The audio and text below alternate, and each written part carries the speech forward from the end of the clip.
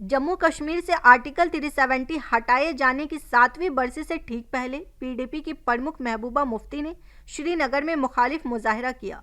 उन्होंने जम्मू कश्मीर का स्पेशल दर्जा वापस पाने और सियासी कैदियों की रिहाई के लिए लड़ने के अपनी पार्टी के अहद को दोहराया। महबूबा मुफ्ती ने मुखालिफ मुजाहिरे और पार्टी की आगे की पॉलिसी के बारे में पत्रकारों से बात करते हुए कहा, पीडीपी और हमारा समुदाय मिलकर लड़ेगा। कश्मीर मुद्दे को सुलझाने के साथ साथ हम आर्टिकल 370 और 35A के मुद्दे और देश भर की अलग अलग जेलों में बंद कैदियों की रिहाई के मुद्दे पर भी काम करेंगे। पीडीपी सरबराह ने दावा किया कि ये आईनी हक मुकामी लोगों की जमीन और रोजगार के हुकूक की हिफाजत करते थे। उन्होंने आगे कहा, अगर ये सरकार कहती है कि हालात सुधरे हैं तो हम उनसे कहेंगे कि वो सेना को आम लोगों वाले इलाकों से हटाकर कैंपों में वापस भेजें। मुजफ्फराबाद और रावलकोट सड़कों पर व्यापार फिर से शुरू करें जो पहले खुले थे। कश्मीर के लोग दोनों तरफ परेशान हैं।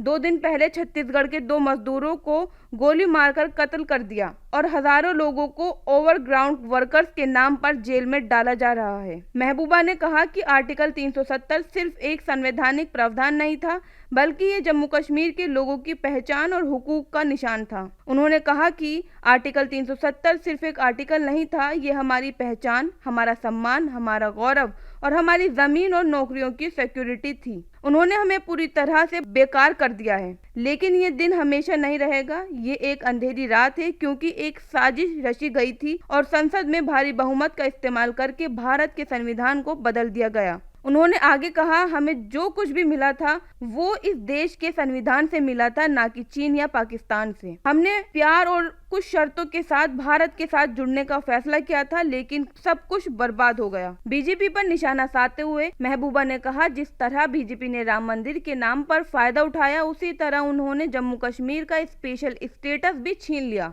जैसे उन्हें इस काम के लिए सजा मिल रही है, वैसे ही उन्हें इसके लिए भी सजा मिलेगी। उन्होंने जम्मू कश्मीर का स्पेशल स्टेटस बहाल करने की अपनी मांग दोहराते हुए कहा, जम्मू कश्मीर के मुद्दों को सुलझाने के साथ साथ आर्टिकल 370 और 35A को भी बहाल करना होगा। प्रस्तावित विरोध प्रदर्शन पर उन्होंने कहा, हम प्रदर्शन करेंगे और पूरे देश को ये संदेश देंगे कि जम्मू कश्मीर के लोग अभी जिंदा हैं और आर्टिकल 370 हमारा अधिकार है। नेशनल कॉन्फ्रेंस के विधायक सज्जाद शाहीन ने भी जम्मू कश्मीर का राज्य का दर्जा बहाल करने की मांग की और कहा कि इस केंद्र शासित प्रदेश के लोगों के साथ अन्याय हुआ है।